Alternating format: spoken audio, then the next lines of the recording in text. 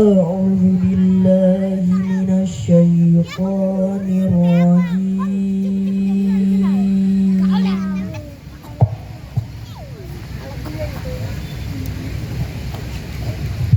Aku berlindung kepada Allah dari godaan syaitan yang terkutuk. Bismillahirrahmanirrahim.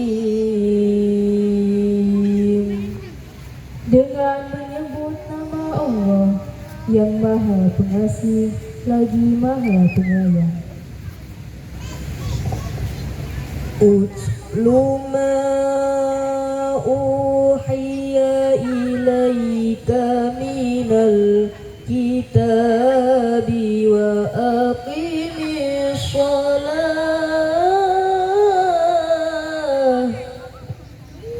Bacalah kitab Al-Quran yang telah diwahyukan kepadamu Muhammad dan laksanakanlah sholat. Inna sholata tanha 'anil fahsya'i wal munkar. Sesungguhnya sholat itu mencegah dari perbuatan keji dan perbuatan mungkar. Waladzikrullahi akbar wallahu ya'lamu ma tasna'un.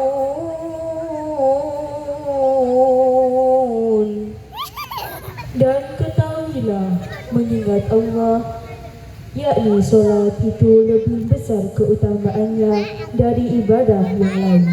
Allah mengetahui apa yang kalian semua kerjakan. Wala tujadilu ahlal kitabi illa billati hiya ahsan. Dan janganlah kamu berdebat dengan ahli kitab melainkan dengan cara yang baik. Illallazina zalamu minhum wa qulu amanna. Kecuali dengan orang-orang yang zalim di antara mereka, dan katakanlah kami telah beriman. Wa qulu amanna billadzi unzila ilaina wa unzila ilaikum. Dan katakanlah kami telah beriman kepada kitab-kitab yang diturunkan kepada kami dan diturunkan kepadamu sekalian. Wa unzila ilaikum wa ilahuna wa ilahukum wahidu wa nahnu lahu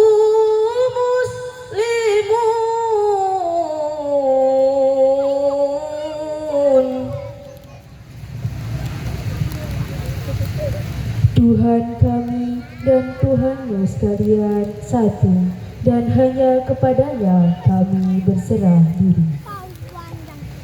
Wa kadzalika anzalna ilaikal kitab.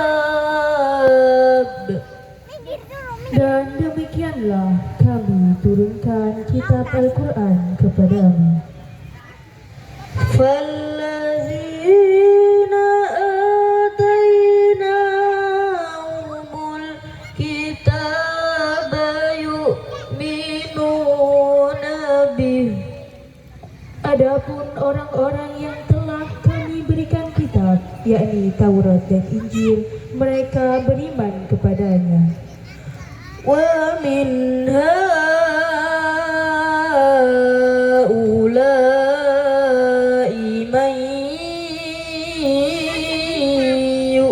minubi.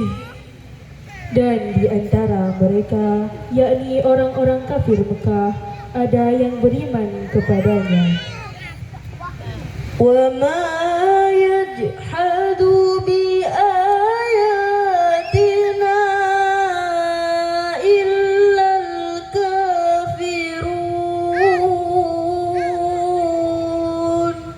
Dan hanya orang-orang kafir yang mengingkari ayat-ayat kami.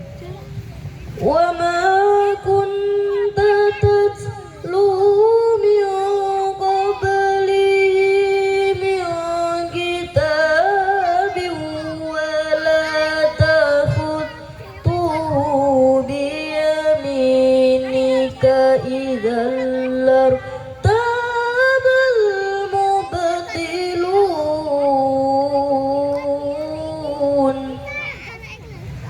Dan engkau Muhammad tidak pernah membaca sesuatu kitab sebelum Al-Quran. Wala takhutuhu biyaminika idzal lartabal mubtilun. Shadaqallahul adzim. Dan engkau tidak pernah menulis suatu kitab dengan tangan kananmu. Sekiranya engkau pernah membaca dan menulis, niscaya ragu orang-orang yang mengingkarinya. Maha benar Allah. Maha benar Allah atas segala firman-Nya. Wassalamualaikum warahmatullahi wabarakatuh.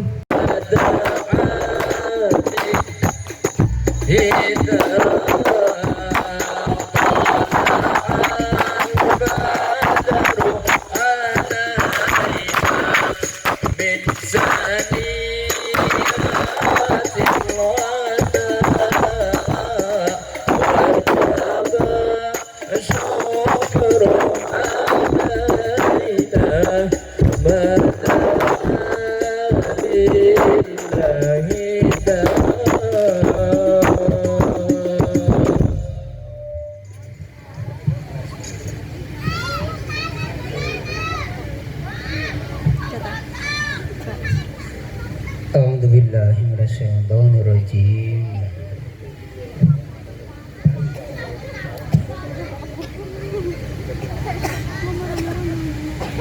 Bismillahirrahmanirrahim.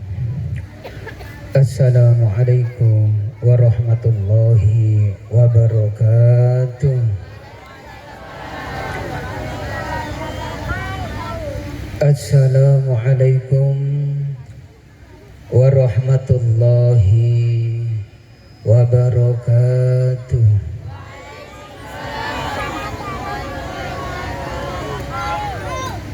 Assalamualaikum warahmatullahi wabarakatuh.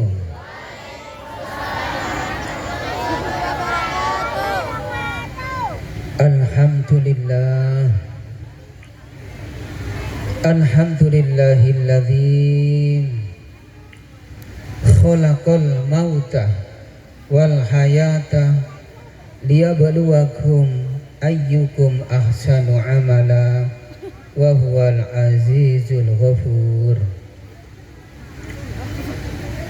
Ashhadu an la ilaha illallah wahdahu la syarikalah wa ashhadu anna Muhammadan abduhu wa rasuluh. Allahumma salli wa sallim wa barik ala sayyidina Muhammad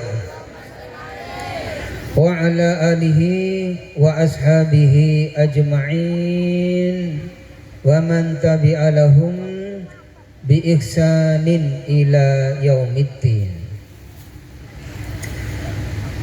Qala Allah Ta'ala fi kitabihil karim. A'udzu billahi minasy syaithanir rajim. Wa id ta'adzana rabbukum la in syakartum la azidannakum wa la in kafartum inna adabi lasyadid. Sadaqallahul adzim. Para alim, para ulama, tokoh agama yang kami muliakan, para umara, alhamdulillah hadir pada malam hari ini. Bapak Sekretaris Desa, Bapak Mudin, Bapak RW, Bapak-bapak RT dan tokoh-tokoh masyarakat.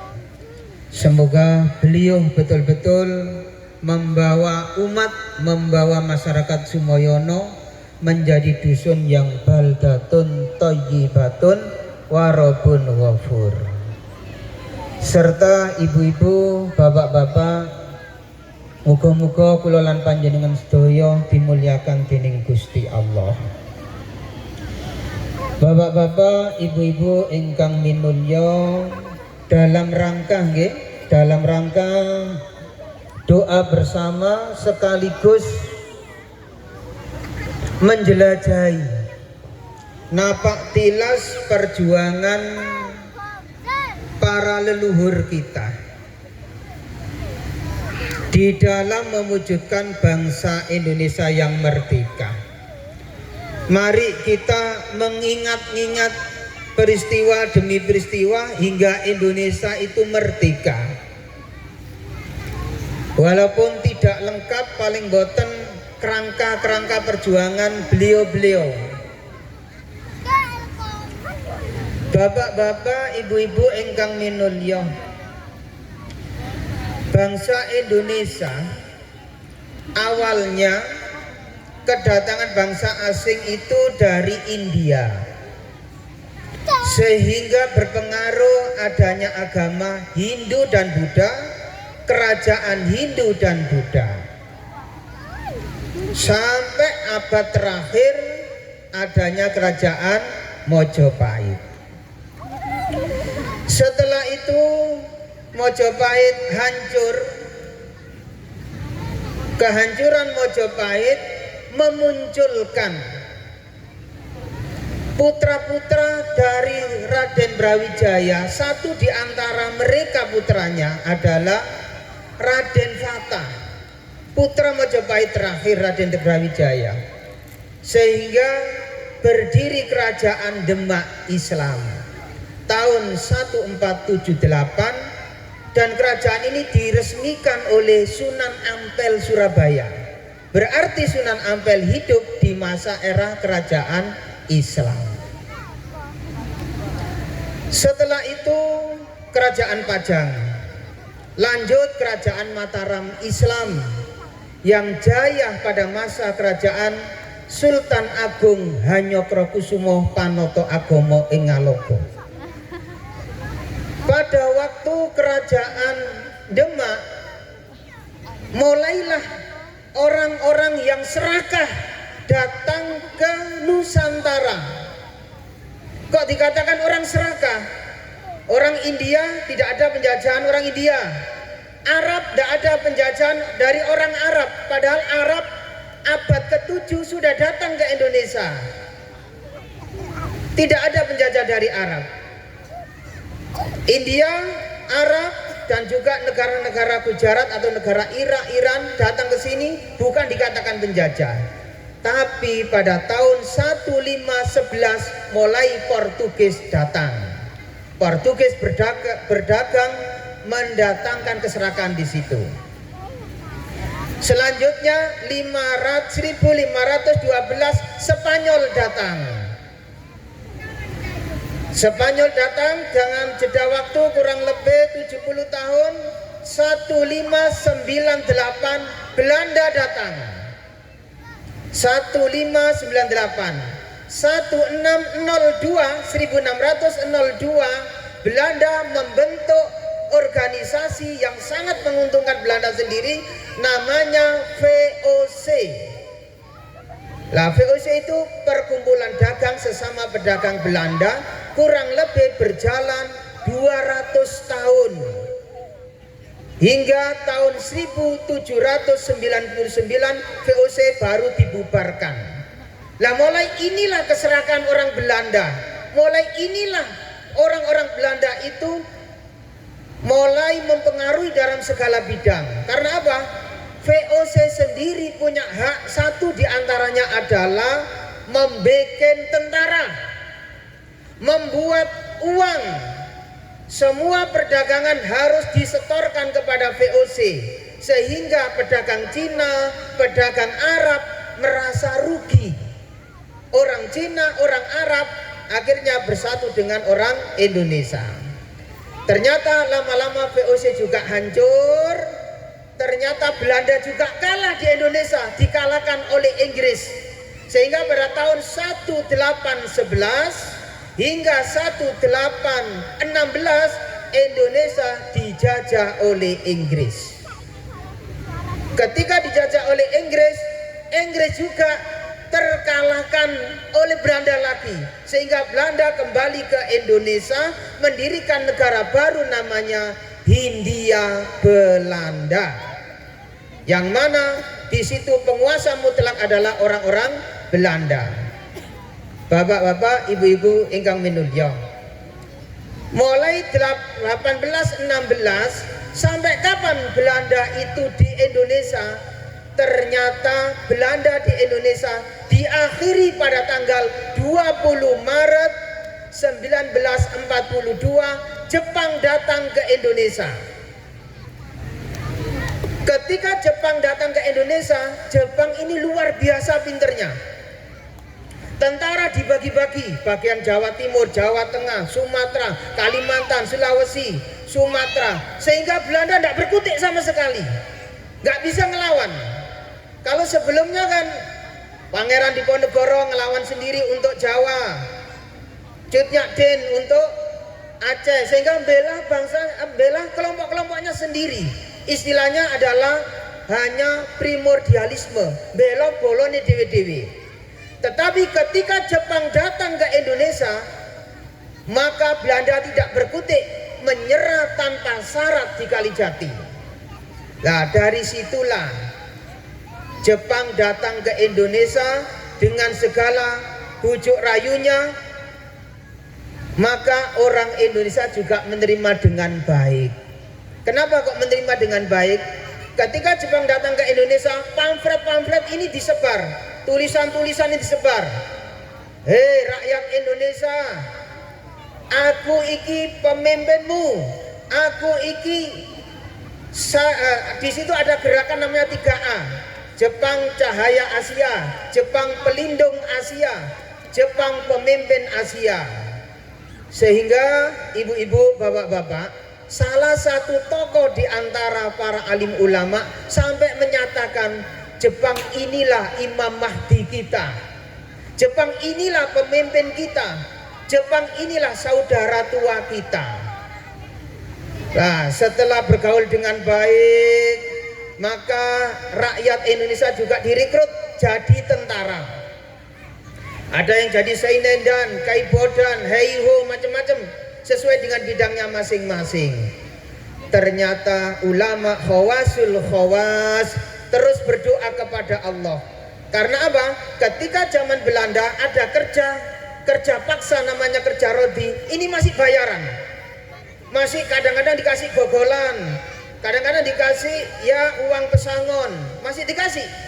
Tetapi ketika kerja paksa pada zaman Romusa atau Jepang, rata-rata masyarakat begitu lemes malah ditendang dan dibuang. Perempuan juga begitu, yang cantik-cantik, yang bagus-bagus bodinya dijadikan pegawai sekretaris, tetapi yang tidak punya kemampuan apa-apa dijadikan jugun lanfu. Apa itu jugun lanfu? Wanita tunasusila untuk menghibur tentara Jepang. Bapak-bapak, ibu-ibu, Allah tidak maha tidur. Allah mendengarkan jeritan-jeritan para alim ulama. Allah mendengarkan doa-doa orang-orang yang tertindas. Sehingga sekitar proklamasi ini tanggal 6, tanggal 9 merupakan tanggal yang sangat bersejarah. Tanggal 6 Jepang di kota Hiroshima meledos. nuklir. 3 hari kemudian di Nagasaki meledos bom nuklir. Sehingga Kaisar Hirohito menyatakan seluruh tentara Jepang di Asia, termasuk di Vietnam, di Indonesia, harus pulang kampung semuanya. Maka di Indonesia terjadi yang namanya kekosongan dalam kekuasaan atau sering disebut vacuum of power. Orang cerdas seperti Insinyur Soekarno, Bung Tomo, Mbah Hasim, inilah orang-orang yang cerdas yang diajak musyawarah oleh Insinyur Soekarno. Bagaimana ini Indonesia sudah tidak punya pemimpin, bagaimana kalau kita merdekakan? Sehingga setiap hari Mbah Hasim ini ketamunan tamu dari Jakarta untuk memusyawarahkan kemerdekaan Indonesia. Bapak-bapak, ibu-ibu, sebetulnya bangsa Indonesia itu sudah dikasih janji merdeka oleh sama Jepang pada tanggal 7 September 1944. Kita ini sudah dikasih janji merdeka, tapi breset terus, tidak ada wujudnya. Sehingga BPUPKI, Badan Penyelidik Usaha Persiapan Kemerdekaan Indonesia ini, karena kurang produktif maka dicoret, diganti panitia PPKI, Panitia Persiapan Kemerdekaan Indonesia. Singkat cerita, dari panitia ini, dari peristiwa Jepang tanggal 6, tanggal 9, yang mana orang Jepang harus pulang dan pulang semuanya, Jepang pada tanggal 14 Agustus menyerah tanpa syarat, gantian. Kalau dulu Belanda menyerah tanpa syarat kepada Jepang, sekarang Jepang menyerah kepada sekutu tanpa syarat. Tidak minta syarat apa-apa. Iki pabrikku, iki kebunku, dia tidak mikir itu. Yang penting ini sudah saya serahkan kepada sekutu. Lah, di dalam perjalanan ini sekutu kan mau datang ke Indonesia merebut menggantikan Jepang. Karena waktu itu pesawat juga jumlahnya masih sedikit, kapal juga tidak segesit sekarang, cepat seperti sekarang. Dalam waktu beberapa bulan Indonesia menyusun tanggal 15, 16-nya menyusun teks proklamasi kemerdekaan Republik Indonesia. Pertama kali disusun di rumahnya Laksamana Maeda. Itu jenderalnya orang Jepang. Berarti beliau ini kan pengkhianat bangsa ini. Pengkhianat bangsanya orang Jepang. Mestinya kan begitu.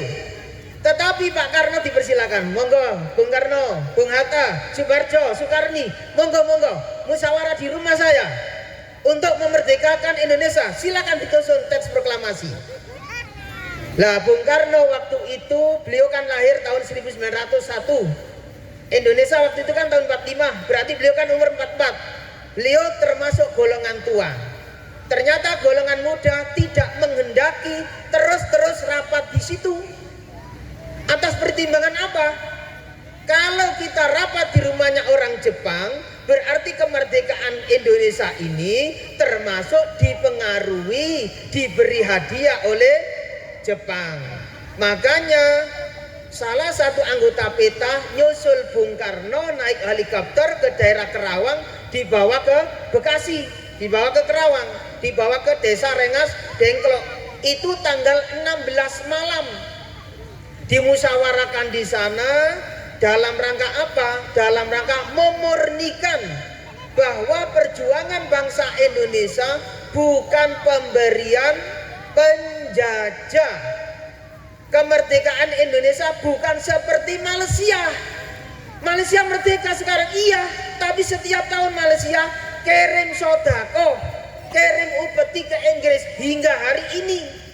Seperti Hong Kong, seperti Filipina, mereka merdeka, tetapi setiap tahun juga kirim hadiah kepada negara induk negara Inggris. Beda dengan Indonesia. Indonesia merdeka betul-betul atas perjuangan rakyat Indonesia. Nah, oleh karena itu anak-anakku sekalian, ibu-ibu, dengan perjuangan demi perjuangan. Kalau tidak ada pahlawan wanita, adik-adik, ibu-ibu ya tidak sekolah. Pada tahun 1800 ke bawah sekolahnya ibu-ibu jenengan, adik-adik generasi penerus sekarang para wanita, sekolahnya paling tinggi itu SDK, sumur, dapur, dan kasur. Nah itu tok. Nah, karena ada Raden Ajeng Kartini, maka orang perempuan ini berkesempatan untuk sekolah. Baik bapak-bapak, ibu-ibu ingkang minulya, sebagai bentuk syukur, mari kita bangkitkan rasa nasionalisme kita. Napa nasionalisme niku, Bu? Kita bangkitkan rasa patriotisme kita. Nasionalisme adalah bangga terhadap bangsa Indonesia. Patriotisme adalah rasa cinta tanah air, pembelaan kepada bangsa. Seperti Insinyur Soekarno, beliau luar biasa. Ketika sekutu datang, Insinyur Soekarno, beliau ngutus Bung Tomo, Bung Tomo, kamu pergi ke Jombang, ke Tebuireng, nemui Mbah Hasim, tanya di sana, apa hukumnya membela negara dengan hukumnya membela agama. Nah niki kan beda tipis. Apa hukumnya membela agama dengan hukumnya membela negara.